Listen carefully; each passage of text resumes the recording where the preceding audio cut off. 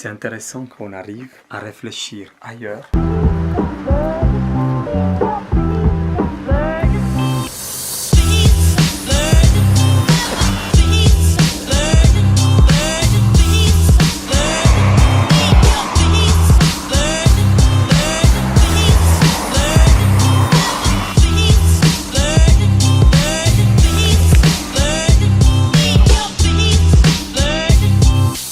Bonjour les amis, très content de vous dire, aujourd'hui on continue ce que j'ai déjà commencé. Je travaille sur la nature, ou autour de la nature.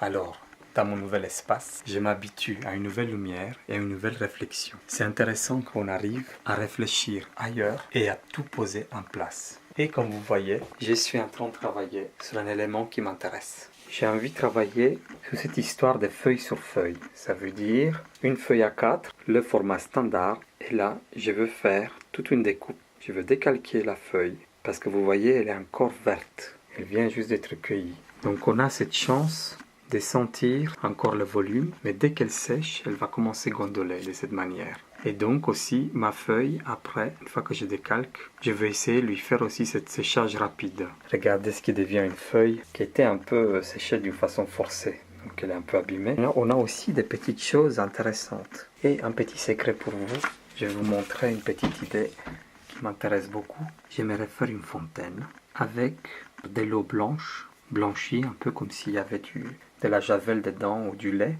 Et donc la fontaine ferait couler de l'eau. Et donc on verrait ça la nuit avec une lampe UV. Une lampe qui révélerait toutes ces couleurs un peu blanches. Je me mets au vert et je rêve maintenant, quasiment tous les jours, à de nouveaux projets. Espérons qu'on arrive à les faire tous parce que voyez-vous, l'hiver arrive et tout ce qui est vert ne sera plus là. Avant l'hiver, je dois réussir. Créer en tout cas l'idée au plus clair parce que la nature est à portée de la main.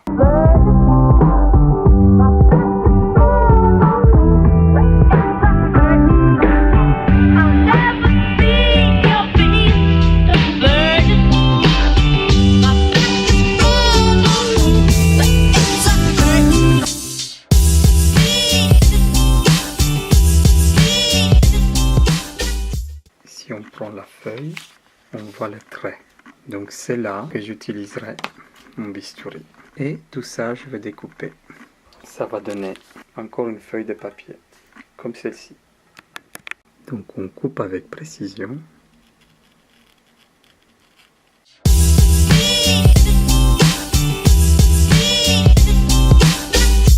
Le fait qu'elle tient par exemple là, ça fait qu'elle gondole partout et que ici j'ai la chance d'avoir une feuille qui gondole naturellement mais reste reliée au support. Et comme ça j'aurai plein de typologies de feuilles et l'humidification que je mettrai qui est en rapport avec celle de l'objet naturel. Ça veut dire j'apprends d'ici quelle est l'humidification. On sent combien % elle a une feuille. Et d'ailleurs avec les scientifiques, je veux voir combien % il y a de l'humidité dans les plantes, dans les feuilles. Quel est le pourcentage, quelle est la quantité de cellules qu'elle peut contenir. Donc le bistouri a fait son travail, on peut voir tous les trajets. Et maintenant, je vais essayer d'amener soit la couleur, soit l'humidité sur cette feuille. Et elle va gondoler, un peu comme vous voyez ici, elle va commencer à gondoler par un séchage naturel. Vous allez voir la suite prochainement. Imaginons aussi que j'ai fait un cadre dans lequel je mets cette feuille dessinée sur ma feuille et avec une sève vivante, je ressuscite ma feuille parce que je peins dessus, je peins cette feuille avec une sève qui donne vie. Donc cette sève qui donne vie nous donnerait alors, on va dire un cadre avec une feuille vivante. Alors on peut parler d'une peinture vivante. Une idée simple, mais à mon avis très intéressante pour l'art et la science. Alors, une sève biologique donne vie à la peinture. Et la cellulose retrouve sa matière vivante dans un cadre. Expérience nouvelle et novatrice pour l'art et pour la science. Bien sûr, le cadre de verre est étanche et on voit dedans une peinture qui vit et où la feuille est vivante. Souhaitez-moi bonne chance.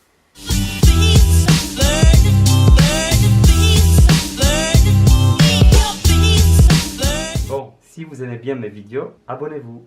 Et surtout, n'oubliez pas, cliquez sur le pouce bleu.